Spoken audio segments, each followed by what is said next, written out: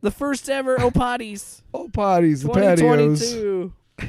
Oh, patios. The patios. The pantyhose. Pantyhose. So we've got a grouping of topics here.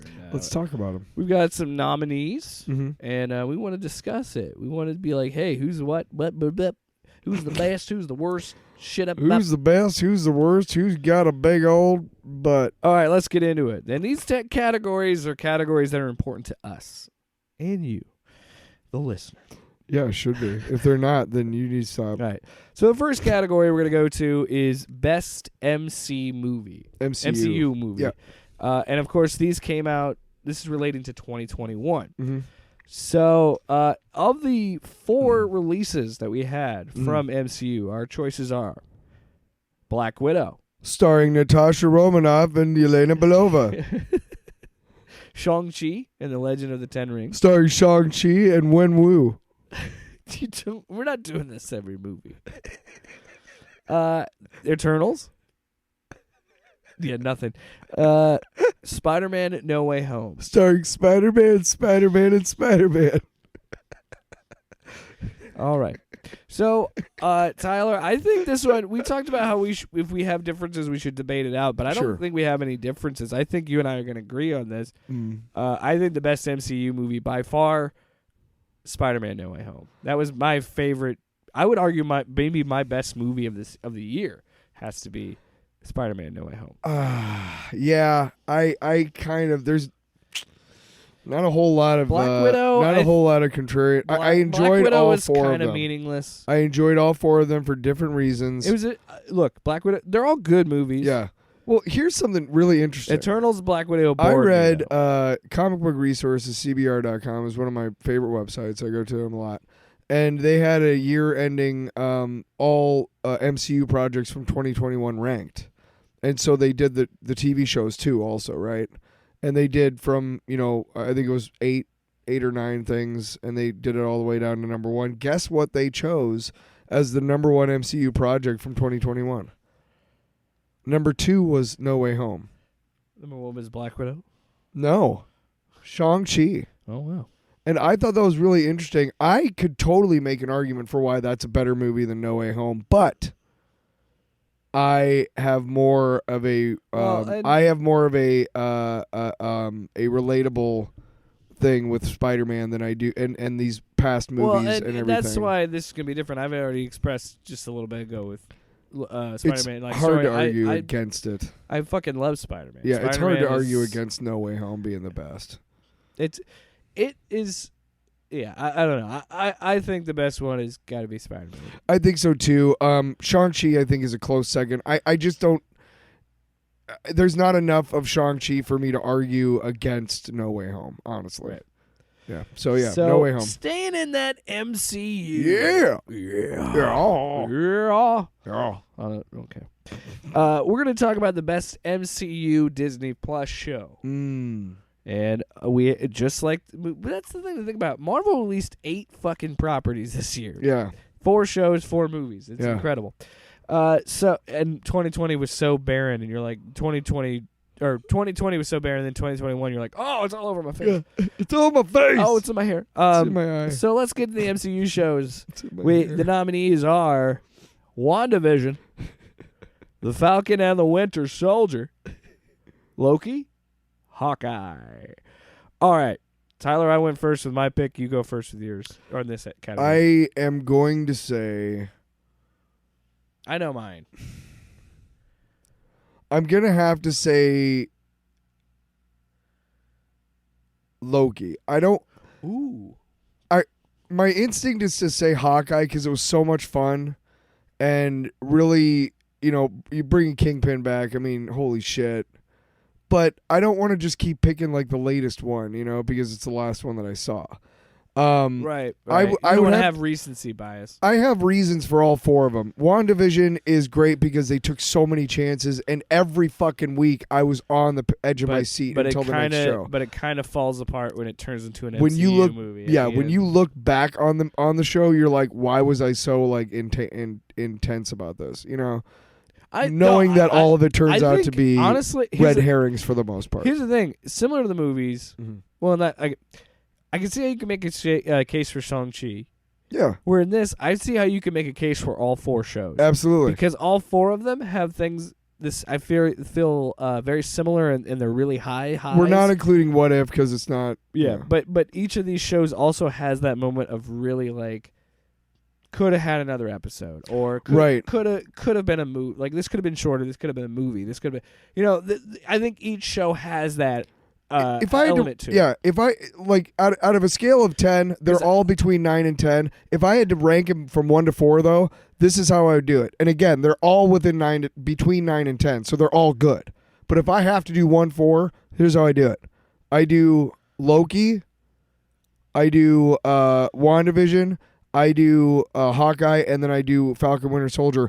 And the reason why I put Falcon Winter Soldier immediately at 4 instead of any other spot is because out of those 4 really good shows, it was probably not the best out of the 4 of them. I think it could have benefited from being a movie. Yes. But at the same time, I also could see how it could have benefited from being longer because... Yeah. Like I said, each show has the same problem where they have to do this huge exposition dump in the last episode because there are only 6 episodes. And you got to keep us guessing. And that's going to be frustrating. I thought... I loved Hawkeye. Hawkeye was my favorite. I could make the argument for that, too. The reason I loved Hawkeye so much... And that's what I mean. I think there's an argument for all of them. Yeah. But I think they all suffer from the same thing. What was your reason for Hawkeye, though? The reason because I think Hawkeye... is while Loki was great because of the multiverse shit. That's what really got me about that show. No, they finally get to see a version of Kang. And yes, it's an exposition dump. But Jonathan Majors is so damn good and charismatic that I enjoyed that conversation. Yeah. Plus Alligator Loki, man. I mean, but for me, what works for Hawkeye. Is it does in WandaVision, like bending reality and fucking with that. That's really cool. Yeah. And then the socioeconomic and the sociopolitical stuff about Falcon and Winter Soldier. They all have their different things. Absolutely. And what I love about Hawkeye is it goes back down to what I've always loved about the Netflix shows. Yeah. Is it's street level. It's so much smaller. It's so much more good. They're not trying to save the world. Yeah. They're just trying to get a watch back. They're also and make it open time for Christmas. Exactly. It's simple. And one is like trying to clear their name and be their own person. And I'm just picking Loki to be kind of a contrarian because I know that Hawkeye is pretty much far and away the best one. But I liked Loki so much. And another reason I love this show versus the other ones is they set up a cool concept of Black Widow and Hawkeye will always be friends. Yeah. So having Natasha's sister and Kate Bishop be like buddies throughout that like that final fight was my favorite part of the whole show was when they fought each other. Wasn't that because fun? It was so funny because that like we talked about it last time we talked about Hawkeye when she slaps her she's like what the heck what was that like because that minute of like I'm not trying to fucking kill you will you stop it it's amazing. So I vote Hawkeye, you vote Loki. I think it's a fair assumption that both are great shows. But I gotta be honest. Who really won? We did, everybody. But you know what? I'm gonna go ahead and make an executive decision, and the award is gonna go to Hawkeye. Okay. I don't want, and it sucks because I don't want. I'm with you. I don't want it to feel like recency bias. That's kind of what I was feeling, but it's so true good. though. It's so good. Both No Way Home and Hawkeye were kind of the best of all those categories. I'm sorry. Yeah. But I did like Loki so much.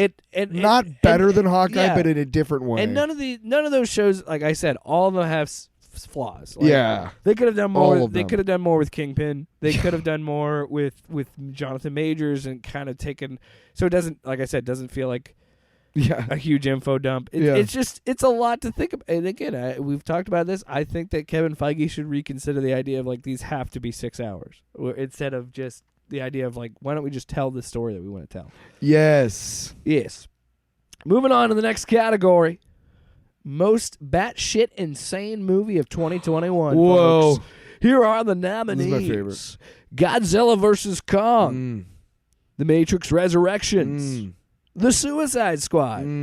Venom, Let There Be Carnage. I'm going to go ahead and give my vote to Suicide Squad. The Suicide Squad, sorry. Okay. And all 4 of them were great. All 4 of them. Because of how ridiculous Yeah, all 4 of them at different points you're watching and you're just like, holy fucking shit, this is awesome. You know, Godzilla vs. Kong especially, that last final fight is just so fanboy. You know? See, that's funny because I voted for my pick is Godzilla vs. Kong because different reasons. But finish your thought. Is it the aspect of Starro? Because there's so much in the Suicide Squad that's so weird, but it's so great. Okay, so kind of again, I gotta kind of go through all 4 of them and help me out with this. But Venom: Let There Be Carnage. That movie knew what it was and leaned into it, and it was glorious. All the performances were great, but it was kind of a stupid movie. Yeah. It is kind of stupid. So Godzilla vs. Kong. Yeah, so it's exactly, yeah. But it was so cool because you're like, this is fucking great because it knows what kind of movie it is. What are the other 2 ones? Matrix Resurrections just made me feel really good that those people are still doing their thing.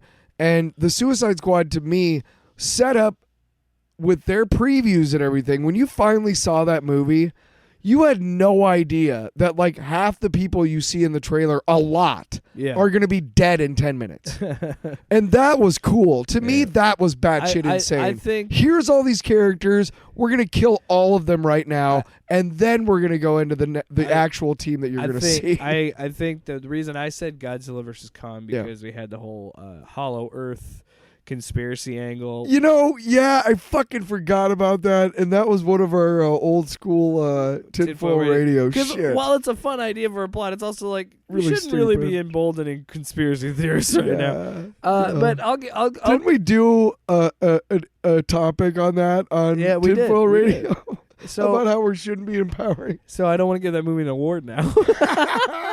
No, I love that movie, but I think you're right in a sense. I'll give you Suicide Squad because I think there's so many weird aspects to that movie. King Shark being adorable, right? John Cena becoming a fucking star with the Peacemaker, and just that character. Just to think to put that character in it, or Polka Dot Man, like just it's a weird, bizarre, wonky movie. And it is our most batshit insane movie of 2021. Yeah, we agree on that one. Speaking of the Suicide Squad, let's move to the best DC movie. It's Suicide Squad. No other competition. Was there any other movies? No, I don't think so. I don't think the only one. That's why I put that in the category. Oh, WW84 was that was 2020. God, I am so behind. Yeah, no, that was last Christmas. Okay. Not this one, but the 2020. So you said the same thing with Birds of Prey. So there was only one DC movie this year, and it was the best DC movie. Yeah. Well, do we count Zack Snyder? Oh, that's shit. You're right. I guess the Snyder Cut came I still pick the Suicide Squad. I still pick the Suicide Squad. I know. Actually, I'm Snyder glad you brought was up, fun. I'm glad you brought up Zack Snyder because we're gonna give out the first ever Zack Snyder Lifetime Achievement Award because there's never been a director that has failed up like Zack Snyder. The first annual Zack Snyder Lifetime Achievement Award goes to Zack Snyder. And I want to say this out of love because I don't hate Zack Snyder. Shouldn't it be the Michael Bay Lifetime Achievement Award? You're right. You're right. Well, you know what? Michael Bay will win next year, but Michael Bay will win the Zack Snyder Lifetime Achievement Award. Yeah. Yes. Cool. So Zack Snyder Award is the first annual Zack Snyder. Or should we change it to? I mean, I'd like to have the name of Zack Snyder on it, but should we have just call it the OPOTY? The Bay Snyder. The Bay Snyder Lifetime Achievement Award. The Bay Snyder Ratner. No, fuck Ratner. Well, yeah, we hate Ratner. But that motherfucker was doing the same shit. We should give it just the Verhoeven, because we talk about Paul Verhoeven all the time. The Paul Verhoeven Lifetime Achievement Award. Have you got Zack Snyder? Well, you know what I like to watch movies on James Screen. That's a thick accent there, Paul. Woo. That's why I'm being talking. What? It sounds like you have peanut butter in the room. Well, that's the way Dutch people are fucking Dutch. Or else we're like super.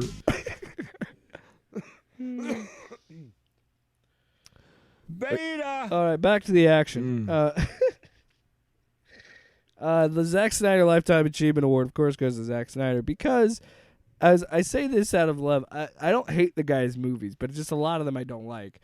And it's easy to paint. It's easy to satire. But I gotta. It's so easy. It is, but I gotta give him credit because he got to release his 4-hour version of Justice League, and it honestly wasn't bad. It was fun. I enjoyed it. Yeah. And I liked it. But again, of course it was going to be better than what they released because you had 2 hours extra movie. Also, you had like 10 years. You had like 8 years. How many years? 4?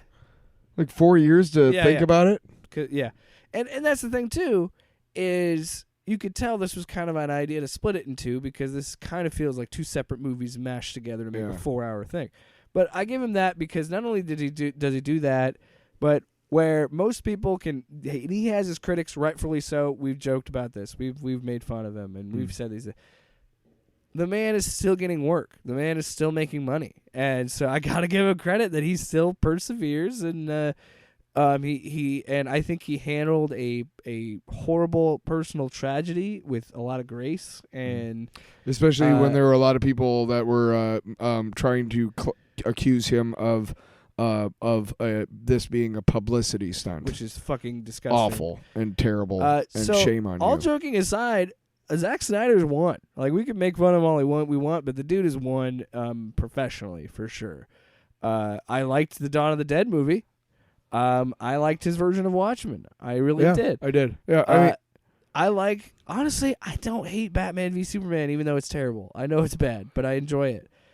Man of Steel was a great at the time. I liked it was Man of Steel. At the time was and it's still not a bad movie, but at the time was a really interesting way of retelling the Superman story. I remember when the previews came out, and I'd watch them in my bedroom like late at night when I was drunk, and I loved that voiceover by, Russell Crowe. Dude, the fucking Hans Zimmer score. You will teach them wonders. The Hans Zimmer and then he takes off that first teaser trailer. Oh my god, yeah. I was just so ready. I got to tell you. Anyway, Zack Snyder. Yes. Congratulations. I mean, Army of the Dead, Army of Thieves, like this whole weird zombie universe he's making for Netflix is happening. Hey, and dude, he's also got Day of the Dead is one of the better remade. Dawn of the Dead. Was it Dawn of the Dead? Yeah, he did Dawn of the Dead. But that was one of the better remakes of the Romero I liked movies. it. Yeah, it was great. But here's the thing. He's also got this weird, what he calls his version of a Star Wars movie, like what he would make for a Star Wars movie that's coming to Netflix, like this big sci-fi movie. So again, Zack Snyder, despite what you may think, is winning winning professionally. So the day I went and saw Man of Steel, this is really funny because I still don't know if it really happened, but the day I'm going to see Man of Steel, my girlfriend at the time was working at Ruby Tuesday over on Jordan Creek. We're going to see it at the Jordan Creek Mall. So I have to go in and grab her before we go. And, of course, we go into the car and we get high before we go to the movie theater. Sure. Now, I get high in the parking lot while I'm kind of waiting for her. And after a while, she's like, come on and get something to eat. So I go in and I walk in and I'm kind of waiting and I'm having some chips or whatever and drinking water. And I'm really super fucking high. And I turn around and no shit, one of these Benedictine monk dudes walks through the door. I'm not fucking kidding you. And I'm like, what the fuck? He's got the rope sash and the belt. I mean, the robe and the fucking hair, literally Friar Tuck shit. I'm not kidding. And I'm just like, what the fuck? Is this real? I'm really high. Oh my God. I turn around and I look at my, again, my girlfriend at the time, and I'm like, and she's like, yeah, what? So I'm like, okay, I'm not totally crazy. But then he talks to somebody, leaves, and comes back with 14 other Benedictine monks. Okay? They're all walking in. They all got the fucking Friar Tuck hair. I'm not kidding you. And I'm just like, this is too much. I am too high for this. This is real, and I can't ever explain it to anybody because nobody will ever believe it was real. I'm not kidding. So you'll always think of that when you think of Man of Steel? Absolutely. It's fucked up because she saw it too, and she's like, yeah, that was so weird. Yeah. Tyler, I'm going to ask you something. Yes. Did you do your homework? Because this next category is going to rely on you watching something. Did you? Yes. No, you didn't. All right. Well, we're gonna take a break and watch these trailers. And Here's. Oh, I didn't know. I'm sorry. I thought we were just going to talk about it. I'm sorry. Well, I want you to watch them because you have to. No, see we them. can't. We can't. It's fine. It's fine. A couple minutes. Cool. It's like 4 minutes. 5 totally minutes. Fine. Hey, I got time. Anyway, what we're going to be looking at is the worst trailer of 2021. And I only have 2 options because there's only 2 that really stuck out to me. And I feel like you'd feel the same way. They're both football movies. Okay. One is called Home Team, starring Kevin James as Sean Payton, to tell a comedy about when Sean Payton helped coach a high school team. Yes, I've heard of this. Keep in mind, why was Sean Payton on suspension from the NFL? I don't know, for Bounty Gate? You stupid pricks. And it's a Happy Madison production, so you know it's dog shit. And there's, by the way, these are both football movies that I mentioned. So number 2 for me is American Underdog. It's the Which I really want to see. Kurt Warner biopic. And I hate to say that it might be a good movie. But for me, the trailer sucks. So it does, but he looks like Kurt. We're going to watch these trailers. We'll be right back. Yeah. So we just watched Home Team because Tyler had seen American Underdog. And let's make no mistake, I didn't like the American Underdog. You didn't like it either, the trailer. I do want to see it, but that is so much better than this fucking dog shit trailer. Wow. So we just watched Home Team. Mm-hmm. And I want to Tyler, you can describe how you feel, but I want to describe what I saw watching you watch this. Because you went through the same emotions I did. Because I was like, interesting concept. Is Kevin James going to do something that, we're just going to get the same fucking Happy Madison movie. We're just going to pretend we're going to slap on the old paint of something different of being like, well, it's Sean Payton when he was suspended. And Sean Payton. Again, before Bounty Gate, BT dubs. But this fucking trailer. So I'm sitting there watching it, and Tyler's just watching it. Okay. And it keeps going and it's progressing, and then it slowly, you can see the Happy Madison stupid shit creep into the movie. Hey, here's a joke. Hell yeah, I want stuffed crust. Hey guys, our team sucks. Yeah. The fat kid's ordering a pizza. Hey kids, there's this guy that's this kid that's sensitive and is afraid of contact. Yeah, and he's the biggest guy on the team. You know he's playing football. You've never heard this joke in a football movie before. You know what my favorite part was? No, let me describe it. Because the part in the trailer where Tyler officially, I could see steam coming out of his ears, and then also life coming out of his eyes, where he just kind of glazed over. Rob fucking Snyder shows up in this trailer as this hippy-dippy weird dude and gives them his homemade energy bars to the players, to which proceeds to the next scene of these kids who all eat the energy bars, puking everywhere, because puking's funny, guys. Tyler, how do you feel watching Home Team? You know when because that absolutely is the worst trailer of 2021. Yes, that wins. But you know when the trailer actually drained the life out of me? What? Was when they kicked the ball and it hit the kid. Yeah, I forgot that. And it hits the kid in the ass. Right, not even close to what I could tell. I mean, at least it been one of the cheeks. But then he has to say, "Oh, my butthole." Because the formula for success over at Happy Madison is how many times can we reference body parts? Because that's funny. Well, that's the thing.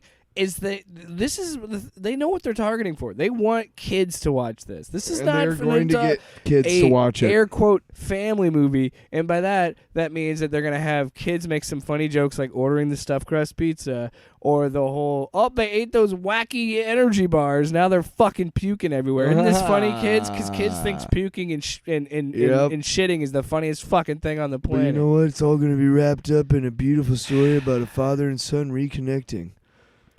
By the way, shut up. I don't give a fuck about Sean Payton's kid. No. Because he's only there with them because he got suspended. Sean, for cheating. For injuring players. For cheating and injuring players. Fuck Sean Payton. Fuck Sean Payton. Fuck the Saints. Fuck the Saints. And fuck Kevin James. Fuck Kevin James. Let's move on. Best use of nostalgia.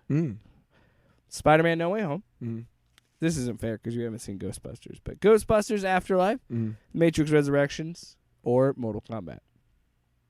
I think it's probably going to be unanimous here. I think we're both going to say Spider-Man. Yeah, Ghostbusters. All 4 of them were pretty successful.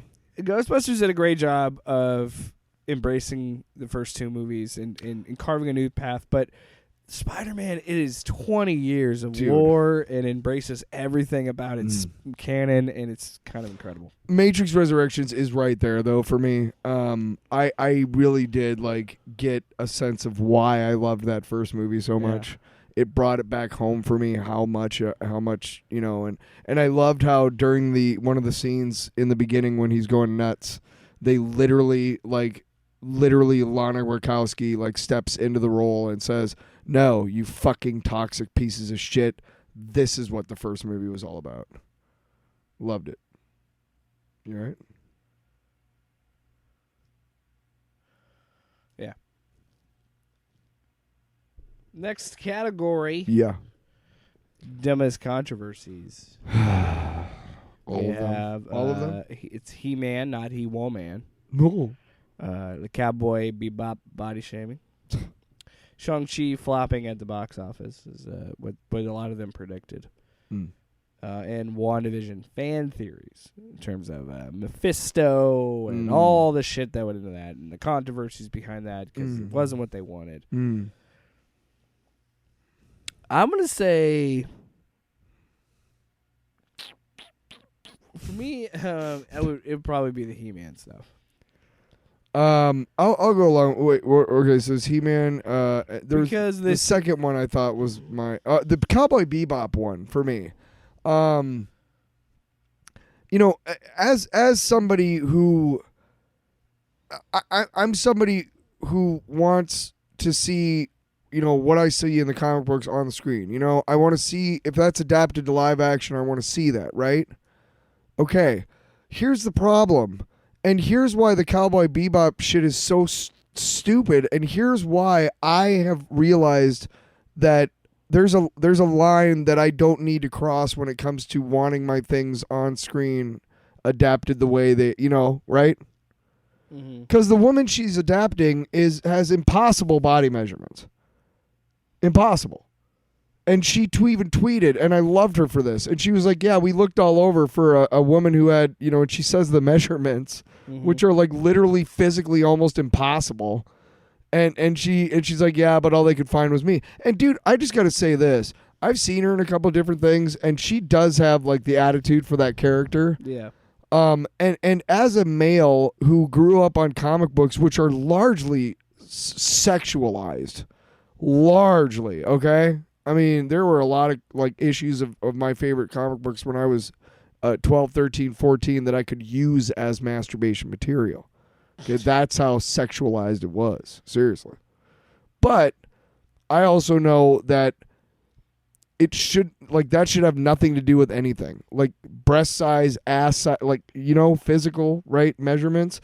And it's the same thing partly kind of when they cast Hugh Jackman, a 6'2" guy, as Wolverine, who's supposed to be 5'6". Yeah. It doesn't matter. Are they the person? Do you believe that they're the person when you casted them? Yeah. Right? Does she embody the spirit of the character? Yeah. Fuck yeah. Does she embody the physical? No, because that's impossible. So to me, that was the dumbest one because it exposes how fucking shitty toxic masculinity can be. Because that's all about what that is. You don't have your tits aren't big enough. That's toxic masculinity. That's not anything other than, no critic is saying that. No critic is watching the Cowboy Bebop and going, it was really great, but unfortunately the actress playing the girl didn't have big enough tits. Yeah, mine for Master of the Universe is simply because people were outraged about the first part of it being more about God, I can't think of her name. She-Ra. Tila, yes. Well, you know what? Toxic masculinity rears its ugly head again. Exactly. It's the same shit. So you know what? I think we agree, and I'll agree with you on that. I think, you know what? Let's say that the dumbest controversy was incels raising their ugly fucking heads again. That's kind of the point. Yeah. All right, let's get to best sequel. Space Jam: A New Legacy. No. The Matrix Resurrections. Godzilla vs. Kong. Ghostbusters Afterlife. Spider-Man No Way Home. I don't want to give Spider-Man a clean sweep. Yeah, I don't either. I'm going to have to say Resurrections. But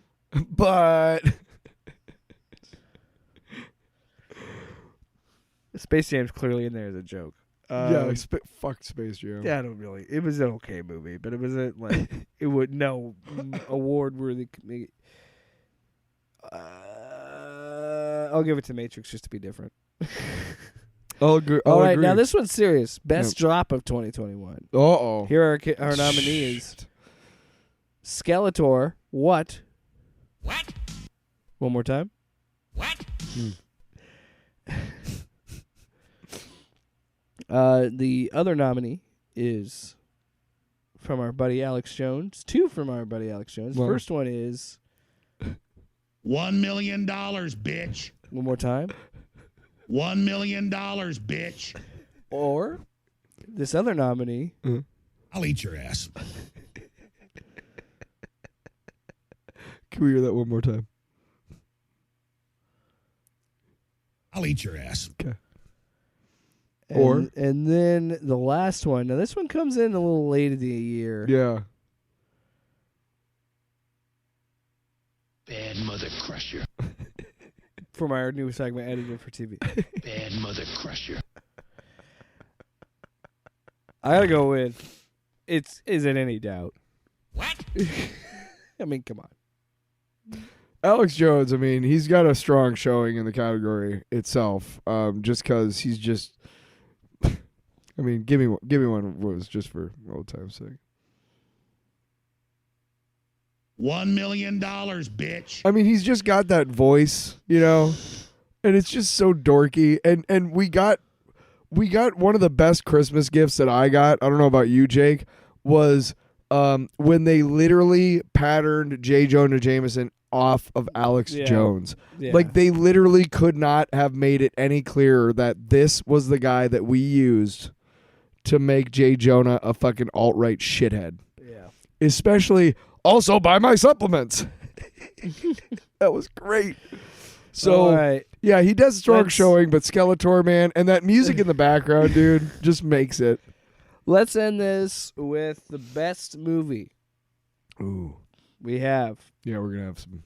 Dune, The Suicide Squad, Spider-Man, No Way Home, Zack Snyder's Justice League, The Matrix Resurrections.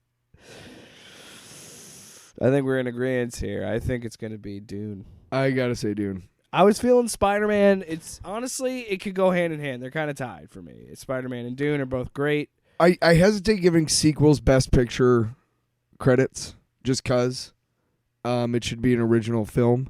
Now, Dune is an adaptation, but I think when you look at how difficult it has been to get that movie on screen successfully and how successful he was doing it and still remaining true to the book, I think you have to give that one to him, especially because thank Shai Hulud, Part 2 is greenlit. So that's been the 2022 patios. OPOTYs. Because they're in the toilet. You're not going to let me. No, it's not going to happen. It's not going to happen. Thanks so much for listening to this very special episode. Hey, before we go. January tradition. Before we go, The I'm going to go OPOTYs. ahead and give the listening audience a nice little bit of trivia. Oh. Do you know the name of the football player that was used to model for the sculpture for the Heisman Trophy? I think I know. Mm-hmm. Godspeed, Spider-Man. Yep, that was it. It was Spider-Man himself. Yep. Fucking Spider-Man. No, who was it? I don't know. Ed Smith. Who the fuck is Ed Smith? He was a guy. Do you know it took him till 19... He was a guy. He was a football player that worked with the guy who set up the Heisman, the guy named Heisman who set up the award, and died shortly after, which is why they named it the official title is the Heisman Memorial Award. It's funny you say that. It's not because, just the Heisman Award. People don't know this, but his favorite catchphrase was, Shut your face up and do it. Yep. That's why he had that heart attack so early and died right after he created the award. He was so pissed all the time. God Damn it! Fucking Shut your face up and do it. Nike. That was set up in the 30s, and it wasn't until 1982 that the guy who actually posed for the statue got one of his own. Well, there you go. How long does it take you to realize, yeah, that one weird weekend I spent with the gay sculptor in the 30s when there weren't a lot of gay people around, or at least, out. Does that look like me? Anyway, that's going to wrap up this week's episode. Julio, I'm not sure if we need to do this pose again in the nude. I need to be having some pads on at some point, buddy. Yeah, that does feel good. What about it? And that's it.